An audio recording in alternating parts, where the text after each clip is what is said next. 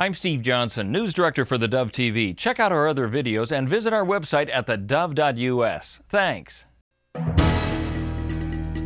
Good morning, I'm Steve Johnson with a reminder that you can get our iPhone, iPad, and Android app. Then you can watch the Dove News on demand on your mobile app and on the Dove Roku channel as well. What's making news today is Ukraine's foreign minister. He's blasted the Russian decision to start military maneuvers along Ukraine's border and said his country will fight any invading troops. The minister says that Russia's decision to launch the military exercises very much escalates the situation in the region. He says, having this experience, we will now fight with Russian troops if they invade Ukraine. It's a position Oregon Congressman Greg Walden says the United States could be playing in a much stronger role. It's his view that the Obama administration has not responded quickly to changing world conditions. I think the administration's been really slow to respond to this threat from Russia. They could have been more engaged directly with the Ukrainian government, not necessarily put boots on the ground, but there are lots of other things we could do to show our support and be helpful.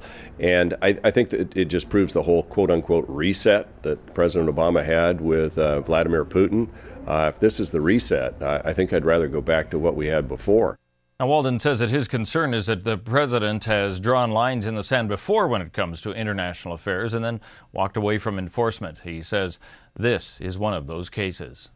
After a robust March, Medford-based auto retailer Lithia Motors reporting a strong first quarter. Company revenue topped $1.1 billion and growth is up across the board.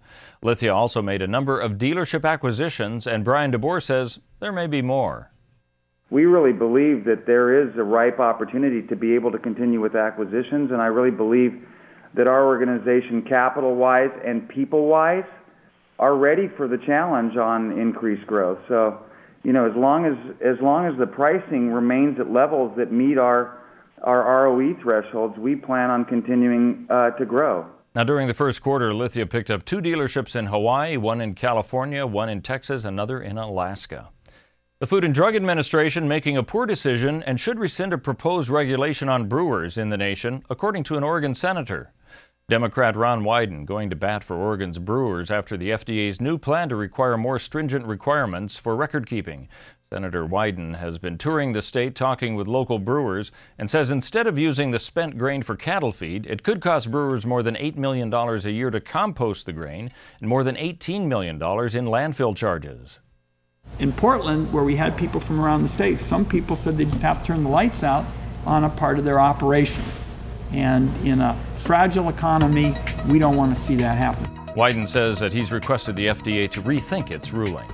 Well, let's take a look at what we can expect on the weather scene as we head into the weekend. For Northern California, 50% chance of rain today, 50 degrees with only partly sunny skies on Saturday and a high of 57. As we move into the Klamath Basin, a mixture of rain and snow possible today with a high of 48, then mostly sunny on Saturday with a high of 51 degrees.